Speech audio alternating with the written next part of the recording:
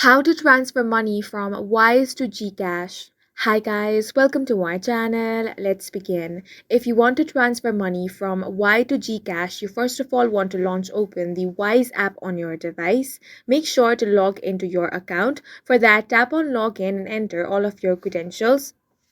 Once you have been logged into your account, you want to tap on the send option. Now select add a recipient, then confirm what you want to send in PHP. Select enter bank details. Now choose e-wallet and GCash as the wallet provider. Then you want to enter the recipient's name, e-wallet number and address.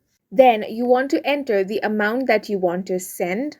Now, choose to send from your Wise balance or other payment methods, then confirm the purpose of the transfer. Now confirm the transfer, and in this way you can transfer money from Wise to GCash. And that's it for this video. If you found it helpful, please make sure to hit the like button and subscribe for more videos like this.